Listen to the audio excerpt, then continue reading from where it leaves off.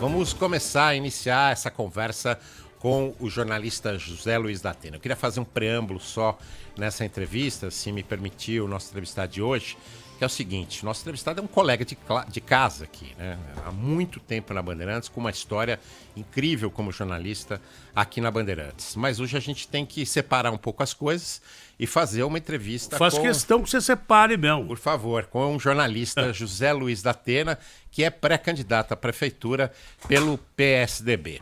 E aí a gente também tem feito um preâmbulo para todos os candidatos, que a ideia dessa rodada de entrevistas aqui é uma ideia de rodada de perguntas propositivas. A gente não vai entrar muito no rame-rame da política. A ideia é a gente saber o que efetivamente o candidato vai fazer pela cidade de São Paulo, que é o que o nosso ouvinte quer saber. Você gosta do que vai fazer? Bom dia, Sabino. Bom dia. Amigos da Rádio Bandeirantes. É um prazer voltar a falar. Principalmente nesse horário onde, durante muito tempo, a gente ocupou esse microfone e está de volta a falar com os nossos ouvintes dessa rádio, que o cara empunhar um microfone com esse peso, onde já falou tanta gente boa, como o Fiore, como o Zé Paulo, é uma referência, Milton Neves, enfim, Walker Blas. Se você for lembrar as pessoas que falaram nessa emissora, você vai ver que empunhar um microfone como esse, você deve ter sentido a barra no começo, né? Sim. Apesar de ser um jornalista antigo, eu sei. Apesar de ser um jornalista antigo, até eu, quando volto aqui, com certeza, eu sinto uma emoção muito grande em poder falar no microfone tão pesado, tão importante como o microfone da Rádio Bandeirantes e da família Saad, que tanto me ajudou na minha carreira, e obviamente que a minha família também. É um prazer estar aqui para falar com vocês e estou à disposição dos ouvintes da Rádio Bandeirantes. Continua chamando Manhã Bandeirantes? Manhã Bandeirantes. Então, do Manhã Bandeirantes, onde há muito tempo a gente já falava, depois do Zé Paulo. Infelizmente, a gente perdeu o Zé Paulo e não faz muito tempo. Aliás, exatos hoje, 4 anos. 4 anos que a gente perdeu. 4 anos, não faz muito tempo. Cronologicamente, né? O ser humano apareceu na Terra há 10 mil anos. Então, 4 anos. A nossa existência é muito efêmera e rápida. Então, é com tristeza que eu lembro esses 4 anos da ausência do Zé Paulo, mas com alegria ao mesmo tempo de voltar à Rádio Bandeirantes e empunhar o mesmo microfone que ele e tanta gente fantástica que passou por aqui. Quanto à questão de separar o candidato do apresentador, é uma questão óbvia, né? Só que tem um detalhe, as pessoas confundem um pouco. Eu ouvi comentários que o da Atena é um personagem. Não, eu não sou um personagem. Primeiro que a pessoa, para emitir um ponto de vista a seu respeito, tem que te conhecer, tem que saber quem você é. Eu, na minha vida particular, infelizmente, eu sou do mesmo jeito que eu sou na televisão. Eu queria ser o Gandhi, eu queria ser o Abraham Lincoln, eu queria ser o Fernando Henrique, eu queria ser uma pessoa mais dócil, mais doce. Mas não é, eu não faço. Personagem é uma ova. Eu trabalho desde 15 anos de idade. Desde 15 anos de idade eu trabalho para ajudar a minha família. Minha mãe costurava a bola e meu pai era porteiro da Secretaria da Fazenda e vendia bilhete de loteria na rua. De vez em quando fazia bico cortando o cabelo. Então, eu gostaria de ver, por exemplo, a carteira de trabalho de muitos políticos que tem por aí. Eu gostaria de ver quantas vezes o cara teve a carteira assinada para trabalhar, para fazer alguma coisa. Então, como eu trabalho desde menino, não tem essa de personagem. O que eu sou na vida real, gostem ou não gostem, é o que eu sou. Tá? E eu sou como apresentador também. E é por isso que há muito tempo que eu trabalho em rádio e televisão. Feita essa abertura aí do pré-candidato José Luiz da Atena, eu queria perguntar para o senhor o seguinte: o senhor tem usado a palavra, eu uso a palavra entre aspas, a palavra é sua, o senhor diz que só continuará na vida política se não for sacaneado, né? Eu queria entender... Eu vou até o fim. Isso que eu queria perguntar. Eu vou até o fim, porque não vem o caso. Quem já estava me sacaneando dentro do partido já foi colocado para fora. Foi colocado fora do esquema. Então aquilo foi um recado e é uma obviedade mesmo, porque ao contrário dos outros políticos, você já percebeu, as pessoas estão querendo pessoas que não estão aí há tanto tempo, as caras são as mesmas, o discurso é o mesmo de sempre, e como sempre tem gente falando alto aqui. Então, vamos falar um pouquinho mais baixo, respeitar, porque senão não dá pra gente dar entrevista, distrai demais. Então, o lance é o seguinte, os caras estão querendo gente fora da política. Eu não sou um político profissional, eu não preciso ser prefeito de São Paulo, eu não preciso ser político, eu só quero ser político e prefeito de São Paulo para tentar ajudar o povo, porque eu vi que falando só aqui não adianta, minha avó já falava. Falar é fácil, difícil é fazer. Então eu quero me mobilizar para ajudar a população de São Paulo. Se a população de São Paulo achar que é legal votar em mim, ela vai votar ou não vai votar. Isso não obviamente que eu nem pediria voto para ninguém, nem quero voto de ninguém. Eu só quero que ou me aprovem ou não me aprovem. Agora, se não me escolherem quando eu for realmente candidato, eu estou perfeitamente tranquilo. Continue votando nos caras que estão aí para que a política continue do jeito que está, essa barbaridade em que o povo não tem atenção nem em segurança pública, nem em saúde, nem em educação, em nada. A cidade de São Paulo está abandonada, é um gigante que move a locomotiva, que move o Brasil, não é? E está faltando gás desse gigante, a cidade está suja, a cidade só tem obra eleitoreira, muitas delas não vão terminar. Esse prefeito fez a pior administração que eu já vi da cidade de São Paulo, fica entregando obra que nem obra dele entendeu? Então nós passamos por um momento político muito ruim, não só em nível de capital, mas principalmente da cidade de São Paulo, que é o que nos interessa. A cidade está muito mal servida. E a cidade está pretendendo escolher caras novas que não sejam dos políticos de sempre, para que não continue como sempre. Muito ruim para os de sempre, que é a população. Então eu vou até o fim. Eu reforço o desejo e a vontade de ir até o fim. A não ser que eu morra ou que me matem. Tá? E eu já falei uma vez. Se tentarem me matar, não façam como o Trump, não. Acertar a orelha só não vai funcionar. E se me deixar numa cadeira de roda, eu vou para a eleição numa cadeira de rodas. Você não tem a dúvida disso. Então, a sua dúvida está dirimida do povo também. Eu vou até o fim. Sentado naquela cadeira do 4º andar da Prefeitura de São Paulo, 5º andar da Prefeitura de São Paulo, eleito prefeito, o senhor vai olhar aquilo e vai tomar qual atitude, qual o primeiro ato de prefeito? Primeiro, aviso aos navegantes. Quem vai ser aberta a minha cadeira, vai ser aberta, o meu gabinete vai ser aberto ao povo.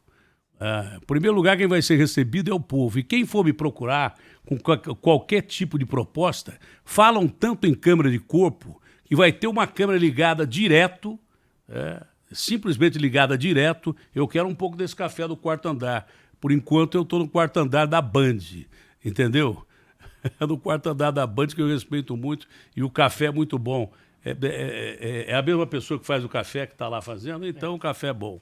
Mas vai ter uma câmera ligada direto e vai falar, olha, o senhor está sendo mostrado ao vivo aqui na internet, o senhor pode falar o que quiser. Vai ser transmitido Qual é a ao sua vivo no proposta? seu dia a dia? Sim, senhor. Qual é a sua proposta? Você quer mais transparência do que isso? Né? Aliás, falam tanto em usar a câmara de corpo. Olha, a polícia tem que usar a câmara de corpo e tal.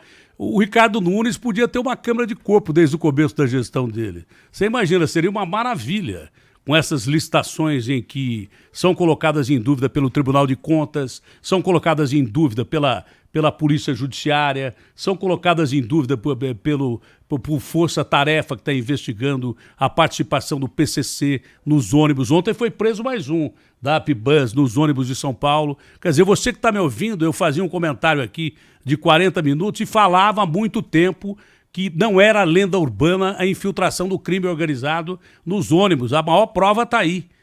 Prenderam os caras da Transwolf, que já soltaram, mas quase que a diretoria inteira do PCC. Quer dizer que você viaja em algumas partes de São Paulo, em algumas áreas de São Paulo, não todas, mas em boa parte, área importante como a Zona Leste, onde é essa Transwolf, não é verdade? Pagando passagem pro PCC, cara. Porque até hoje os caras investigados estão recebendo dinheiro, que é assim que diz a lei. Mas é um absurdo, é lamentável. Então, primeiro usar a câmara de corpo aqui devia ter sido o prefeito, que a gente teria descoberto coisas, no mínimo, interessantes. Até conversas legais, bacanas e tal. Por que não põe uma câmara de corpo dele? Devia usar uma câmara de corpo dele já, agora. Entra a gestão, sai gestão e a Cracolândia continua sendo um dos maiores problemas no centro da cidade de São Paulo. Olha, eu não vou dizer que é Dá pra fácil. resolver? Os caras, é claro só que dá para complementar resolver. essa pergunta, por favor. Dizer o seguinte: o senhor acha que tudo que foi feito na Cracolândia está errado? Alguma coisa foi acertada na Cracolândia ou não? Eu respondo com outra pergunta.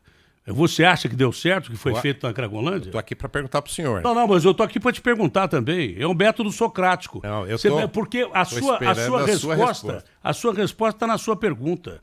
Está na sua pergunta. Se desse certo, não tinha mais Cracolândia. Quer dizer, o que fizeram lá não deu certo. O meu ponto de vista, modestamente, o meu ponto de vista, o que tem que ser feito primeiro, não deixar a droga chegar no centro da cidade de São Paulo. Se você impedir que a droga chegue ao centro da cidade de São Paulo, você não vai ter nem o traficante, que eu chamei de pé de chinelo, que não é o verdadeiro traficante, os caras grandões do PCC, que faturam milhões com o tráfico de drogas no centro da cidade de São Paulo. O pé de chinelo é aquele que vai lá vender a droga, que é preso num dia e solto no outro em audiência de custódia. Então você tem que estancar a chegada da droga no centro. Não tendo droga, não tem traficante, não tem dependente químico. Como é que você faz isso? Tem que contar com o apoio do Estado. Não adianta eu ficar aqui inventando a roda e dizendo que a GCM vai resolver o problema. Não, a GCM é uma força fundamental, importante, não só à cidade de São Paulo, mas a todas as cidades que existem. Por isso que na minha gestão ela vai ser reequipada, os caras vão ser bem pagos, vão ser pagos no limite da lei, mas bem pagos, porque merecem ser bem pagos. Vão trabalhar com equipamento que trabalham as polícias de rotina, porque a GCM também enfrenta o crime organizado. Você enfrentar o tráfico de drogas no centro de São Paulo é enfrentar o crime organizado. Como é que você faz que a droga não chegue no centro de São Paulo? É a grande pergunta. O serviço de inteligência da Polícia Judiciária, e aí é com o Tarcísio, é com o governador do estado, por isso que eu tive uma colocação numa entrevista que dei ao UOL ontem, dizendo que iria conversar com o Tarcísio. Não é porque é pretensão minha, porque é uma coisa óbvia. Quem governa a cidade de São Paulo governa quase que a metade do estado de São Paulo, tirando a região metropolitana, que é exatamente a metade dos 44 milhões que nós temos no estado de São Paulo. Nós temos 11 milhões e meio de habitantes só em São Paulo. Isso dá uma população igual de Bruxelas, que é a capital da Comunidade Europeia. Então você tem que trabalhar com o governador, você tem que trabalhar com o Poder Judiciário, você tem que trabalhar com esses procuradores que são fantásticos, com esses cidadãos do Tribunal de Contas que tem que fazer o seu papel, que tem que trabalhar com promotores, com desembargadores, que tem coragem de enfrentar e bater de frente com o crime organizado. O Gaquia, citando um exemplo, tem tantos, Márcio Cristino, o Gaquia, esse é o quinto sinal, hein? O Gaquia, pra você ter uma ideia, o Gaquia é o cara mais procurado pelo PCC. Por quê? Porque ele vai no âmago da questão.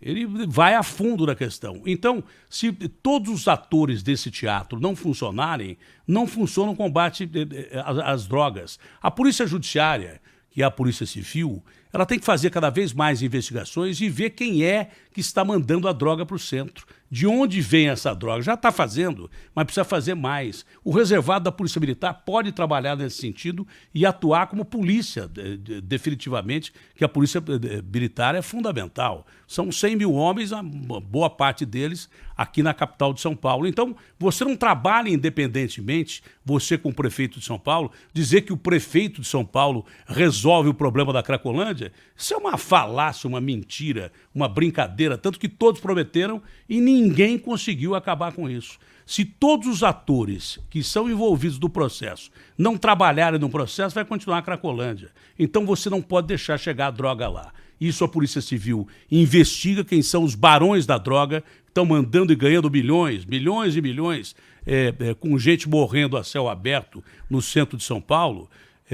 Investigando, você vai chegar a quem está mandando a droga para lá. Fica mais fácil você interromper o fluxo da droga com a própria atuação da Polícia Civil, com os departamentos que tem, o Garra, o DEIC, e a ação direta da Polícia Militar e da GCM, que tem que ser valorizada. Aí sim, eu acho que existe uma possibilidade de você começar a resolver o problema. Não tendo droga, não tem Cracolândia, não tem traficante.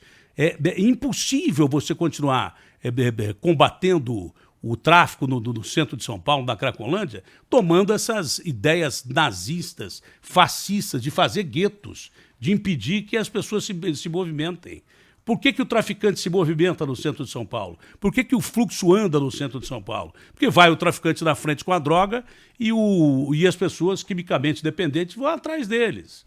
Entendeu? E eles são usados como bucha de canhão para promover violência, para promover barbaridades, que eu desconfio que atrás disso tem algum plano ambicioso do próprio crime organizado em desvalorizar os prédios do centro para depois acabar ele mesmo com o tráfico de drogas no centro, acabar com Cracolândia e vender esses prédios quando o Tarcísio transferir o governo de São Paulo para lá, e ele disse que vai transferir, e acho que é uma boa ideia dele. Você entendeu?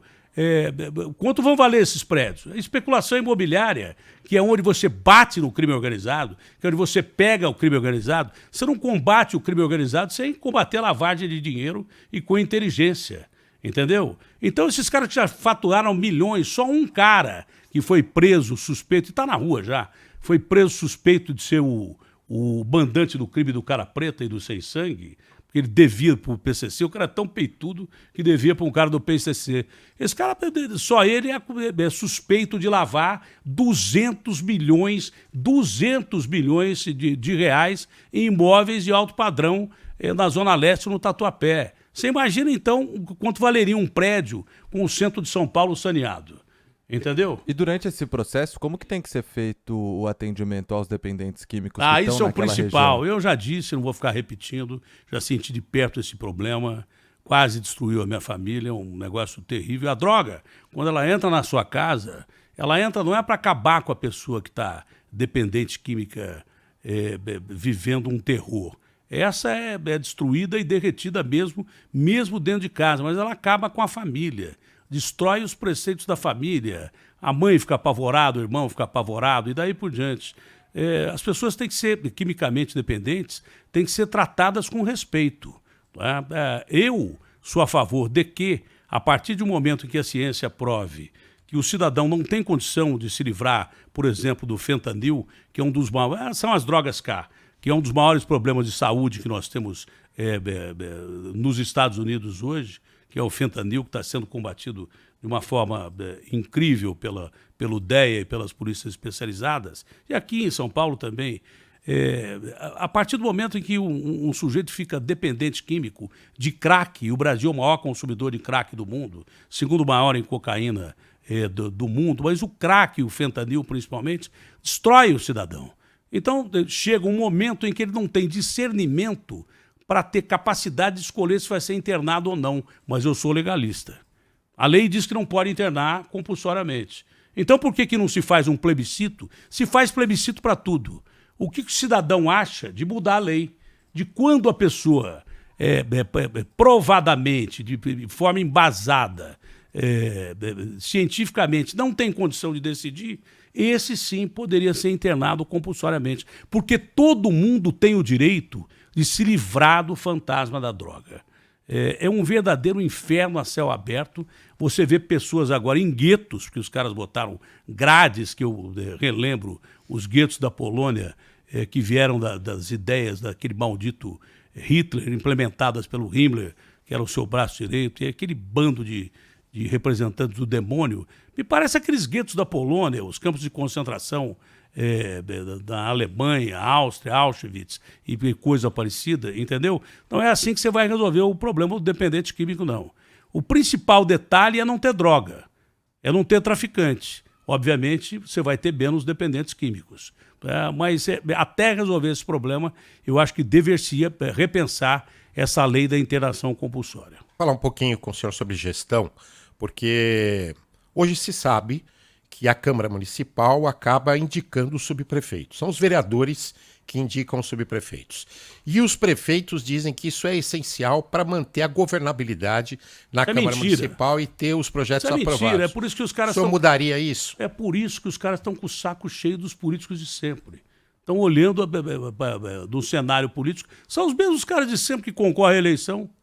Esse Ricardo Nunes não, porque caiu no colo dele a prefeitura, infelizmente, com a morte do extraordinário Bruno Covas, que era uma figura fantástica, uma referência para mim na política. Primeiro o avô, depois ele, que eu tive o prazer de conhecer num lugar ruim, que foi um hospital, né? Um lugar ruim em termos, não é o melhor lugar para você conhecer alguém, porque tanto ele como eu estávamos doentes. Mas a partir dali surgiu um começo de uma amizade que seria duradoura. Eu fui até candidato a vice-prefeito com ele durante um tempo e depois, por desavenças políticas dentro do partido em relação a mim, eu procurei o Bruno e disse: Bruno, é melhor eu deixar a campanha, senão eu vou te atrapalhar.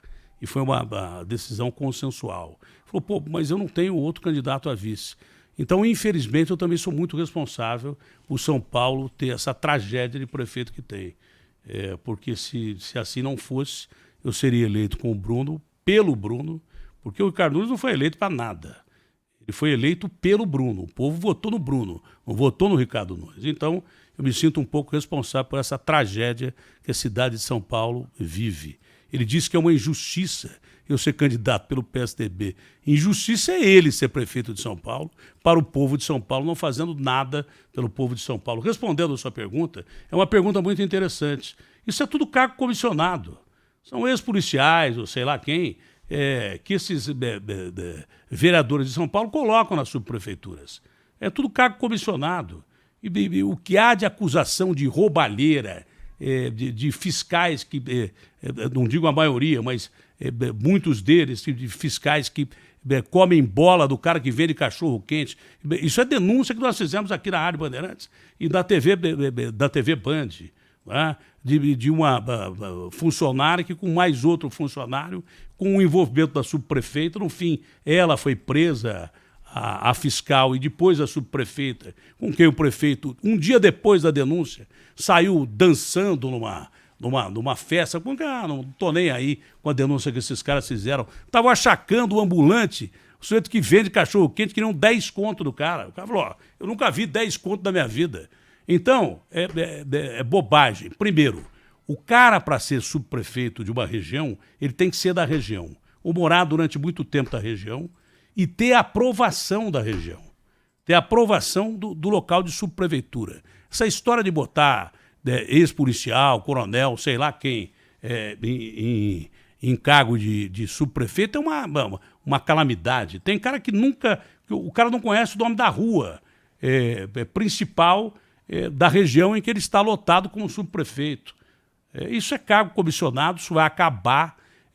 Tem que ter critério para escolher gente da região, aprovada por gente da região que saiba o que está na realidade fazendo. A gente falou no começo da entrevista um pouquinho sobre Cracolândia, mas o centro de São Paulo é muito mais do que Cracolândia e o centro de São Paulo precisa ser revitalizado, ser recuperado há muito tempo. O senhor tem andado pelo centro, o que o senhor está achando do centro? O senhor se sente seguro no centro hoje ou não? Eu não ando, de jeito nenhum ando no centro de São Paulo. Faz muito tempo que eu não vou no centro de São Paulo, eu andava sempre. Ia sempre do centro de São Paulo. Muitas vezes fiz compra em lojas boas até.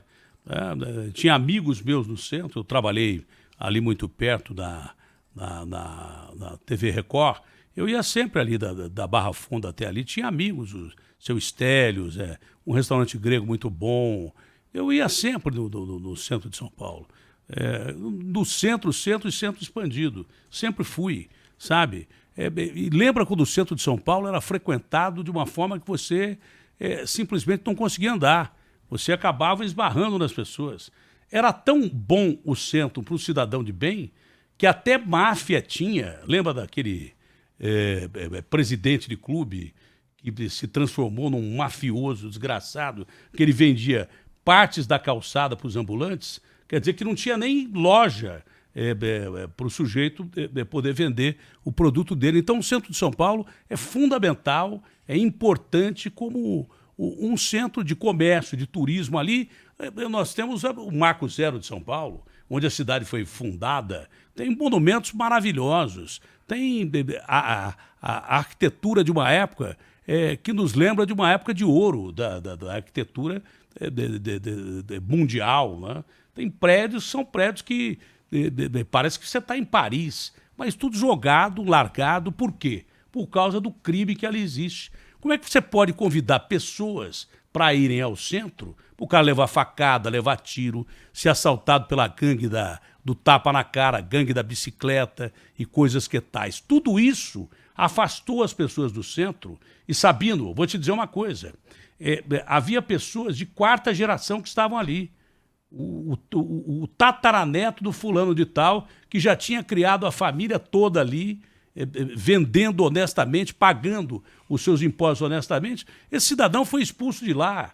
E o cara que não tem opção, o cara que mora no centro e que não tem dinheiro para comprar casa em outro lugar, que foi obrigado a ficar lá e foi submetido a essa violência terrível que nós vimos no centro de São Paulo. Você vê de gente sendo morta no centro de São Paulo de uns tempos a essa parte, agora disseram, olha, a criminalidade reduziu no centro de São Paulo. É claro, não vai mais ninguém lá, não tem nem ninguém para ser morto nem ser assaltado. Agora, e essas pessoas foram obrigadas a vender esses prédios que vêm de tradição de família, às vezes até 80, 100 anos atrás, entendeu? Foram obrigadas a vender a preço de banana para sair correndo dali.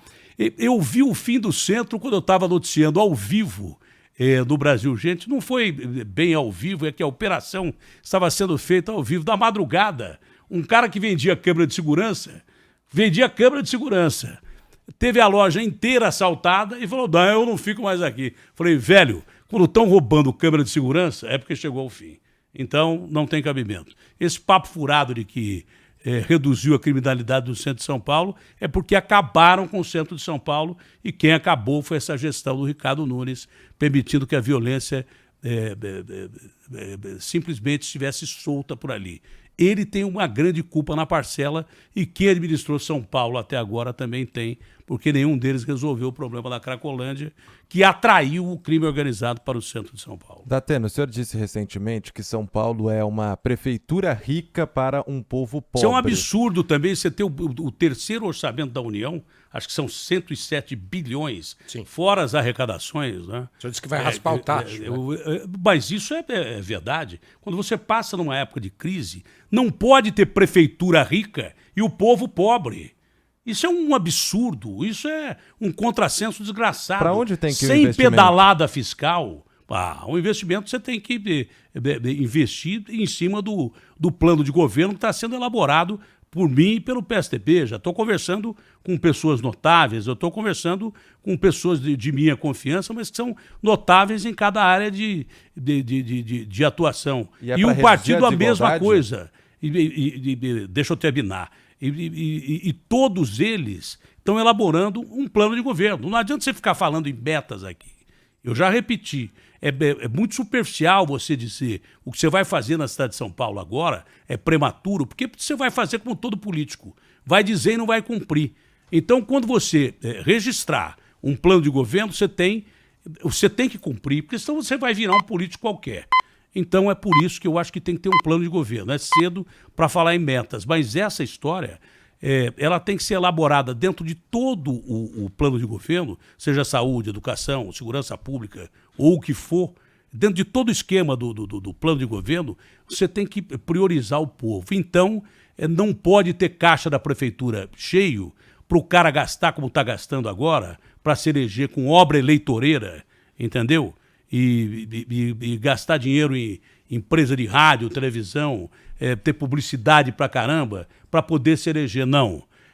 O dinheiro do povo tem que ser usado para o povo, pelo povo, durante a gestão do cara que foi eleito prefeito, seja ele quem for.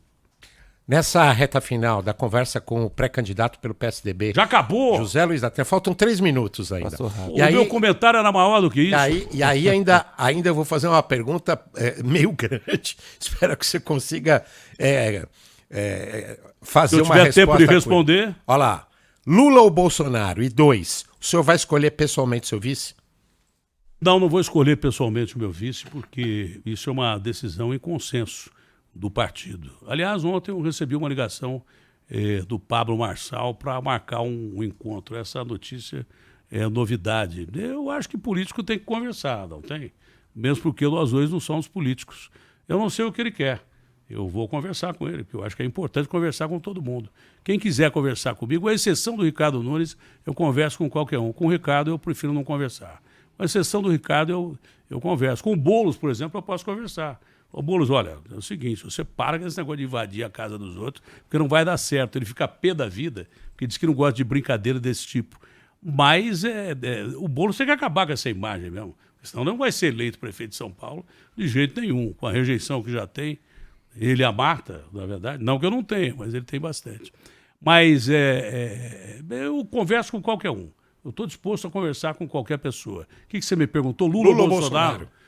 Olha, historicamente, o Lula, que foi muito favorecido por o mercado internacional, que estava numa crise terrível, na época da quebra do Lehman Brothers, e os outros bancos. Deixa eu responder. Perguntou, tem que deixar eu responder.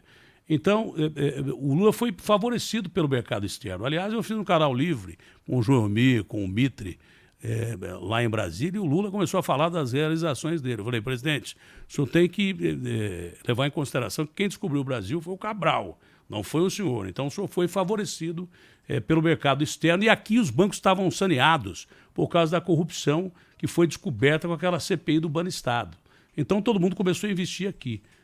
Foi um fator favorável ao Lula? Foi. Mas é inegável que um cara que é eleito 3 vezes presidente da República, a última saindo da cadeia, e mesmo assim sendo eleito, historicamente o governo dele foi melhor que o do Bolsonaro. Que o Bolsonaro errou em falar demais, em ser negacionista, em atacar todos os poderes. Ele parecia ser o único poder que existia. Então, historicamente, o governo do Lula foi melhor que o do Bolsonaro, tanto que ele ganhou a eleição, mesmo saindo da cadeia, ele ganhou a eleição do Bolsonaro.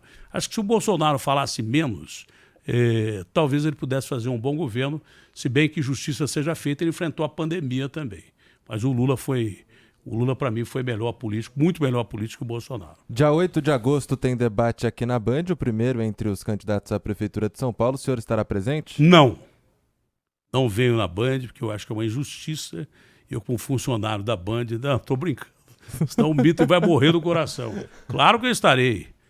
Não só por a Band fazer parte da minha história, mas pela certeza como foi essa entrevista da isenção total política, principalmente capitaneada pelo Fernando Mitre, pelo Schneider, mas pelo Fernando Mitre, que é a minha referência no jornalismo, a minha principal referência no jornalismo.